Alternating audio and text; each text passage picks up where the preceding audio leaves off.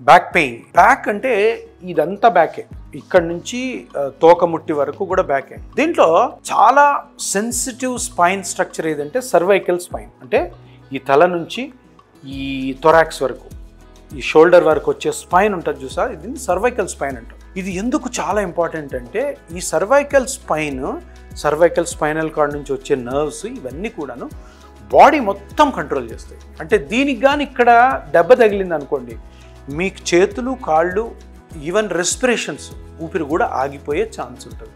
అందుకని ఈ cervical spine, neck pain అంటాం చూడు, సర్వైకల్ స్పాండలైటిస్ అంటారు.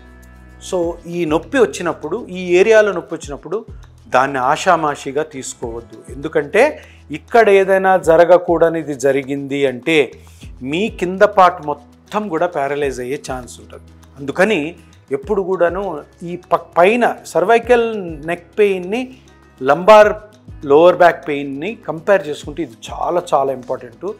దీనివల్ల ఏదన్నా ఒక చెడు జరిగింది అనుకోండి, అది ఆపరేషన్ రూపంలో కానీ ఇతరత్ర వేరే రూపంలో కానీ మీ బాడీ మొత్తం ప్యారలైజ్ అయ్యే ఛాన్స్ ఉన్నాయి. చాలా తక్కువ ఛాన్సెస్, బట్ ఇది తెలుసుకోవాలి మీరు. ఎందుకంటే మొత్తం ఈ లోవర్ బాడీ అంతా కంట్రోల్ చేస్తే సర్వైకల్ స్పైన్. అందుకని నేనేం చెప్తానంటే నెక్ పెయిన్ వచ్చిన వాళ్ళు ఇష్టం వచ్చినట్టు ఎక్కడికంటే అక్కడికి వెళ్ళి ఏదంటే అది ట్రీట్మెంట్ తీసుకొని దెబ్బతినొద్దు. ఎందుకంటే చాలామందికి జరిగింది అట్లా.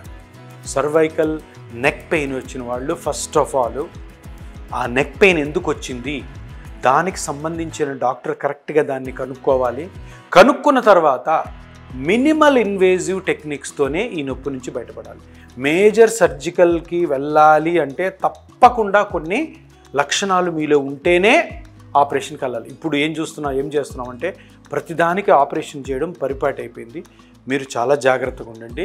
సర్వైకల్ నెక్లో మీకు నొప్పి వస్తే తప్పకుండా దానికి తగినటువంటి కారణాలు మీరు తెలుసుకోవాలి. ఫస్ట్ కారణం డిస్క్ ప్రొలాప్స్ అయి నరాన్ని కంప్రెస్ చేస్తే ఈ నెక్ నుంచి చెయ్యికి నొప్పి వస్తుంది. ఇంకొకటి 2 జాయింట్స్ ఉంటాయి, ఒక బోన్కి ఇంకో బోన్కి మధ్యలో ఆ జాయింట్స్ అరిగితే అదొక నొప్పి వస్తుంది. దాన్ని సర్వైకల్ ఫ్యాసెట్ జాయింట్ పెయిన్ అంటాం. అది కాకుండా ఈ స్పైన్ మీద చాలా మజిల్స్ ఉంటాయి, ఆ మజిల్స్ స్ట్రెయిన్ అయినా కూడా మీకు పెయిన్ రావచ్చు. చిన్న చిన్న లిగమెంట్స్ ఉంటాయి, ఒక బోన్ నుంచి ఇంకో బోన్కి అటాచ్ అయ్యేవి, వీటి వల్ల కూడా మీకు ప్రాబ్లం అయితే మీకు నొప్పి రావచ్చు. అందుకని ఈ cervical pain or neck pain వచ్చినప్పుడు దాన్ని ఆషామాషిగా తీసుకోవద్దు. తప్పకుండా మీరు ఆ నొప్పికి గల కారణాన్ని కరెక్ట్గా కనుక్కొని దాని కరెక్ట్ అయిన డాక్టర్ దగ్గరికి వెళ్ళి పెద్ద పెద్ద ఆపరేషన్స్ లేకుండా ఒకవేళ వీలైతే చిన్న చిన్న ట్రీట్మెంట్స్తోనే మీరు బయటపడాలి. దీనికి ఆ పార్ట్ ఏదైతే డ్యామేజ్ అయిందో అక్కడికి పోయి చిన్న ఇంజెక్షన్తో ట్రీట్మెంట్ చేసే ఏకైక విధానము plasma therapy are PRP therapy. Safest treatment, ఎటువంటి కాంప్లికేషన్ ఉండవు. కానీ సరైన డాక్టర్ దగ్గరికి మీరు వెళ్ళాలి. ఎవరిదంటే వాళ్ళ దగ్గర చేసుకుంటే ఆ ఇంజెక్షన్ వల్ల కూడా ప్రాబ్లం రావచ్చు.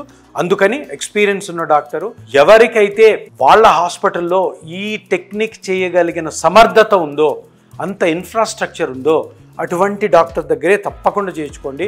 ప్లాస్మా థెరపీని మీరు ఎవరంటే వాళ్ళ దగ్గర చేసుకోవడం ద్వారా మీకు నష్టం జరగడం తథ్యం.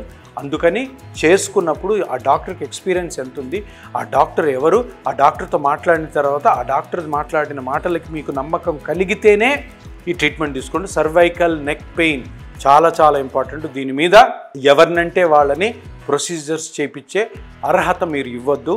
మీకు ఎటువంటి నెక్ పెయిన్ ఉన్నా కానీ నన్ను సంప్రదించండి. నేను మిమ్మల్ని క్షుణ్ణంగా పరీక్ష చేసి స్కానింగ్ చేసిన తర్వాత మీ నెక్కి ఏ విధమైనటువంటి ప్రాబ్లం లేకుండా మీ నొప్పి తగ్గించే బాధ్యత నన్ను సంప్రదించండి.